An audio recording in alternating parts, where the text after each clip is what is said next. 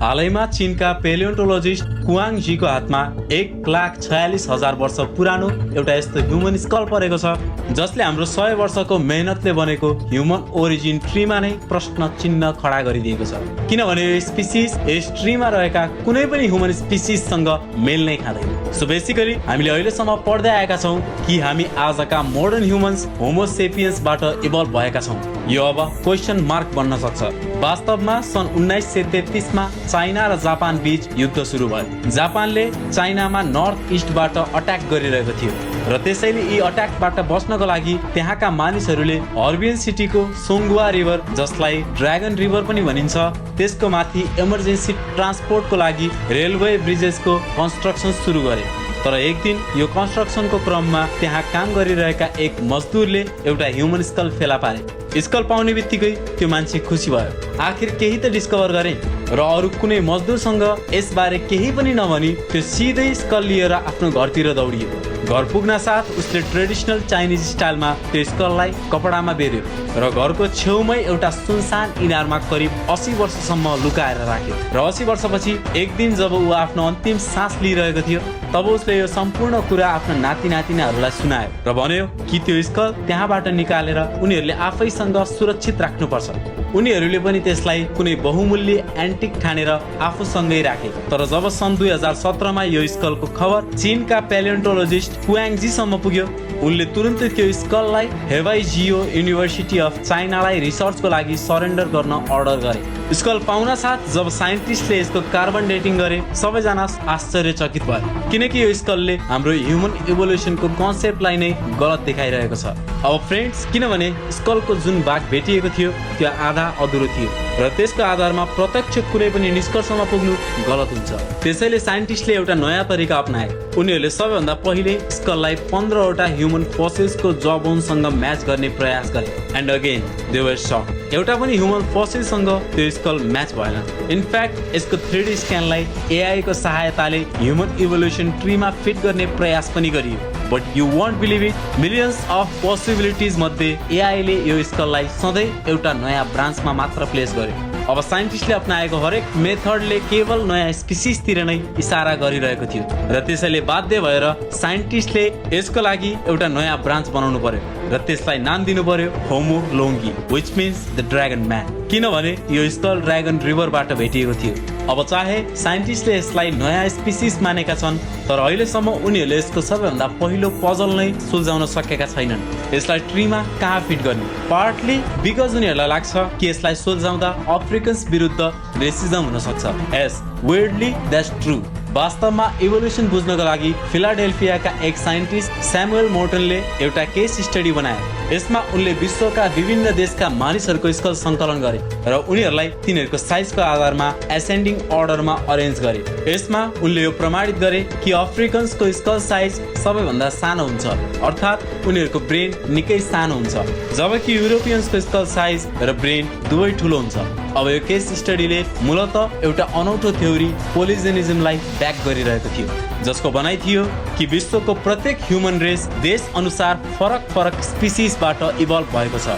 But today हामीलाई थाहा छ यस्तो होइन। एन्ड एक्चुअली यो थ्योरी केवल एउटा स्युडो साइन्स मात्र थियो जसलाई राजनीतिको चाप्लुसीको लागि बनाइएको थियो ताकि युरोपियन्सले अफ्रिकन्सलाई आफ्नो फाइदाको लागि गुलाम जसरी प्रयोग गर्न सकुन्। But all thanks to Darwin, जसले ओरिजिन अफ स्पिसिस थ्योरी प्रस्तुत गरेर पोलिजेनिजमलाई टक्करको जवाफ दिए र त्यसलाई मेटाइदिए। खासमा सुरुमा डार्विनलाई ह्युमन इभोल्युसनमा अलिकति पनि रुचि थिएन, तर जब पोलिजेनिजम थ्योरी अगाडि आयो र मानिसहरूले एकअर्कामाथि गुलामको जस्तो व्यवहार गर्न थाले, उनले यही गुलामीलाई रोक्नको लागि ह्युमन इभोल्युसन अध्ययन गर्ने निधो गरे र यसमा ठोस काम गरेर ह्युमन इभोल्युसनको थ्योरी विश्व सामु पेश गरे। डार्विनको इभोल्युसन थ्योरीको भनाइ थियो विश्वमा रहेको प्रत्येक मानिस एउटै स्पिसिसबाट इभल्भ भएको छ, अर्थात् डार्विनको थ्योरी मोनोजेनिजममा आधारित थियो।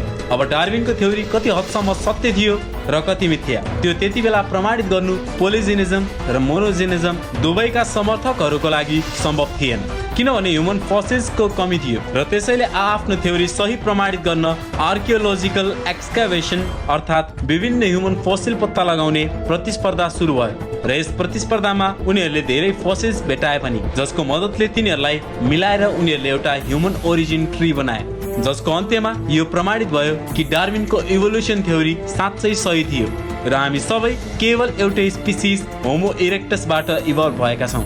बट टुडे तपाईँले थाहा पाउनुभयो ड्रागन म्यान होमोलोङ्गीले यसलाई च्यालेन्ज गरिदिएको छ, किनभने अहिलेसम्म जति फोसिल्स भेटिएका छन् ती कुनै एउटा होइन बरु 2 स्पिसिसका छन्, एउटा होमो इरेक्टसको र अर्को त्यसभन्दा धेरै लाख वर्षपछि आउने निएन्डरथाल्सको पनि। त्यसैले ड्रागन म्यानले हाम्रो इभोल्युसन ट्रीलाई यस कारण च्यालेन्ज गरेको छ किनकि यदि हामीले आफ्नो ह्युमन इभोल्युसन ट्री हेर्ने हो भने करिब 33 लाख वर्ष पहिले पृथ्वीमा अस्ट्रेलोपिथेकस एक्जिस्ट गर्थे जो चिम्पान्जीबाट इभल्भ भएका थिए। उनीहरूले टुल्स पनि बनाउन सक्थे, पोइन्टेड बट नट शार्प। यी टुल्स बनाउन दिमाग लगाउँदा उनीहरूको ब्रेनको भोल्युम चिम्पान्जीको ब्रेन भन्दा 400 क्युबिक सेन्टिमिटरसम्म बढ्यो, तर उनीहरूको हात अझै पनि चिम्पान्जीको जस्तै लामा थिए र स्पाइन एस सेपको थियो, जसले गर्दा तिनीहरू निहुरिएर हिँड्थे।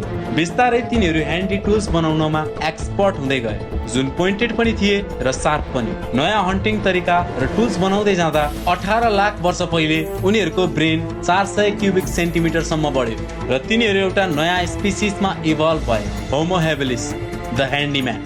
तर शिकारमाथि निशाना लगाउनको लागि स्पाइन सिधा हुनु अझै ठुलो आवश्यकता थियो र क्रमशः उनीहरूले यो मुद्रा अपनाउन थाले।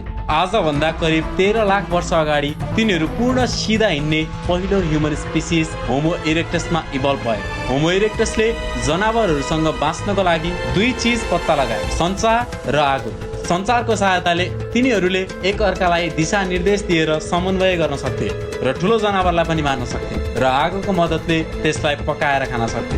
कम्युनिकेसन गर्दै जाँदा र पकाएको मासुको प्रोटिन सजिलै शरीरमा अवशोषित हुँदा ब्रेनको आकार नाटकीय रूपमा बढ्न थाल्यो र 1250 क्युबिक सेन्टिमिटरसम्म ठुलो भयो र त्यसपछि यसबाट 2 सबैभन्दा स्मार्ट ह्युमन स्पिसिसको जन्म भयो, होमो निएन्डरथालेन्सिस र होमो सेपियन्स, जसमध्ये होमो निएन्डरथालेन्सिस एक समयपछि अचानक हराए र बचे केवल होमो सेपियन्स मात्र, अर्थात् हामी। यस्तो किन भयो यो कुराको पक्का प्रमाण त कसैसँग छैन, तर एउटा स्पेकुलेसन छ जसको अनुसार निएन्डरथालको ब्रेन साइज होमो सेपियन्स भन्दा ठुलो थियो तर उनीहरूको शरीरको आकार निकै सानो थियो। साथै उनीहरूको इन्टेलिजेन्स र कम्युनिकेसन कोअर्डिनेसनको क्षमता पनि होमो सेपियन्सको भन्दा कम थियो। सो अल इन अल धेरै रिजन्स हुन सक्छन्। फर एक्जाम्पल कम स्मार्ट हुनु, इन्टरब्रिडिङ, चरम मौसम र नेचुरल चेन्जेस सहन नसक्नु, यी कारणले निएन्डरथाल विलुप्त भयो। अब फ्रेन्ड्स मलाई भन्नुहोस् यो सम्पूर्ण इभोल्युसनको कथामा ड्रागन म्यानको उल्लेख कतै पाउनुभयो? वेल कतै पनि छैन, बट अफकोर्स त्यसको स्कल भेटिएको छ, सो हामीले त्यसलाई पनि यो कथामा कतै न कतै त फिट गर्नुपर्छ, राइट? सो यदि हामीले ड्रागन म्यानको स्कलको कुरा गर्ने हो भने यो अहिलेसम्मको सबैभन्दा ठुलो ह्युमन स्कल हो, निएन्डरथालको भन्दा पनि ठुलो। उसको उचाइ लगभग होमो सेपियन्सको जत्तिकै थियो। सो यी 2 फिचर्सको आधारमा यसलाई होमो सेपियन्स र होमो निएन्डरथालेन्सिसको बीचमा कतै प्लेस गर्नुपर्छ भन्ने लाग्छ, होइन त? व्हाट डु यु गाइस से? तर यहाँ एउटा ट्विस्ट आउँछ। यदि हामीले यसको फेसियल फिचर हेर्यौँ भने यसको आइब्रो रिड्स बाहिरतिर निस्केको छ, साथै यसको दाँत होमो इरेक्टससँग ठ्याक्कै म्याच हुन्छ। सो नाउ यो दोस्रो फिचर्सको आधारमा यसलाई पुरानो ह्युमन स्पिसिस होमो इरेक्टसको नजिकै हुनुपर्छ। बट अगेन यदि त्यसलाई त्यहाँ राखियो भने सम्पूर्ण इभोल्युसन ट्री नै विकृत हुनेछ, किनभने हामीले देखिसक्यौँ कि इभोल्युसन सँगै ब्रेनको साइज पनि बढ्दै आएको छ। सो अल इन अल यो स्पिसिस ह्युमन इभोल्युसनको सबैभन्दा ठुलो पजल हो। पजलको त्यस्तो टुक्रा जुन कता राख्ने हो कसैलाई थाहा छैन। साइन्टिस्टहरूले ठिकसँग उत्तर दिन सकेका छैनन्, व्याख्या गर्न सकेका छैनन् कि यसको पुरा कथा के हो। And friends this is actually हाम्रो लागि निकै ठुलो क्षति हो, किनभने यो रहस्य यदि चाँडै सुल्झिएन भने हाम्रा धेरै जेनेटिक डिसअर्डर्स कहिले उपचार नहुने रोगको रूपमा नै रहनेछन्। यस्ता धेरै रोगहरू छन् जुन आज ह्युमन इभोल्युसनबाट भएको जेनेटिक म्युटेसनको कारणले देखिएको छ। उदाहरणको लागि ल्याक्टोज इन्टलरेन्टलाई नै लिनुहोस्। आज विश्वको 68% मानिस विशेष गरी अफ्रिकन्स र एसियन्स ल्याक्टोज इन्टलरेन्ट छन्, जसको मुख्य कारण ह्युमन इभोल्युसन नै हो। एक्चुअली खेतीबालीको सुरुवात अफ्रिका र एसियन देशहरूमा पहिला सुरु भएको थियो, तर डेरी फार्मिङ युरोपियन देशहरूमा पहिले सुरु भयो र बेसिकली यसबाट के भयो भने युरोपियन देशहरूमा मानिसहरूले गाईको दुध र अन्य पशुहरूको दुध उपभोग गर्न थाले र त्यसैले दुध पचाउनको लागि उनीहरूको शरीरले जेनेटिकली आफैलाई म्युटेट गर्यो र उनीहरू अन्ततः ल्याक्टोज टलरेन्ट बने। यसको प्रमाण तपाईले आफै सन् 2017 को नेशनल इन्स्टिट्युट अफ हेल्थको रिसर्च सर्वेमा देख्न सक्नुहुन्छ। नर्वे, डेनमार्क, स्विडेन, अस्ट्रिया आदि युरोपियन देशहरूका मानिस धेरै नै ल्याक्टोज टलरेन्ट छन्, तर एसियन देशहरूका मानिसहरू त्यति छैनन्। इन सर्ट साथीहरू, ह्युमन इभोल्युसनको अध्ययन गरेर हामीले ल्याक्टोज इन्टलरेन्स जस्ता विभिन्न डिसेबिलिटिज र जेनेटिक म्युटेसन्स पत्ता लगाउन सक्छौँ र धेरै रोगहरूको कारण र समाधान पनि निकाल्न सक्छौँ। जस्तै हालै युके का साइन्टिस्टले माइटोकोन्ड्रियल म्युटेसन्सबाट हुने रोगहरूको उपचारको लागि एउटा नयाँ मेथड प्रस्तुत गरेका छन्। तपाईले यसबारे कहिले सुन्नु भएको छैन होला। सुन्दा निकै अचम्म लाग्छ। 3 parent babies, yes you heard that right. 3 व्यक्तिहरूको डिएनएबाट बनेको बच्चा जसलाई कहिल्यै कुनै पनि रोग लाग्ने छैन, त्यसैले यसलाई सुपर बेबी पनि भन्न मिल्छ। अब कसरी युके का साइन्टिस्टहरूले यो 3 प्यारेन्ट सुपर बेबीलाई जन्म दिए त्यस बारेमा हामी कुनै अर्को भिडियोमा कुरा गर्नेछौँ। म एउटा डिटेल्ड भिडियो त्यस बारे पनि बनाउने नै छु। र फ्रेन्ड्स, यदि यो भिडियो हेरेर तपाईले केही नयाँ सिक्नु भयो भने एउटा लाइक अवश्य ठोक्नु होला। र यदि तपाईलाई ह्युमन इभोल्युसनको यो फ्यासिनेटिङ यात्रा राम्रो लाग्यो भने म तपाईलाई मेरो अर्को भिडियो हेर्ने सुझाव दिन्छु, जहाँ मैले इभोल्युसन अफ लाइफ अन अर्थको बारेमा बताएको छु। त्यो भिडियो हेर्नको लागि स्क्रिनमा देखिएको लिङ्कमा क्लिक गर्नुहोस्। यो च्यानल साइन्टिफिक नर्डलाई अहिले सब्स्क्राइब गर्नुहोस् र बेल आइकन दबाउनुहोस् ताकि आउने कुनै पनि भिडियोको अपडेट तपाईबाट मिस नहोस्। फेरि भेटौँला। सधैँ झैं stay curious, keep growing, keep learning. जय नेपाल।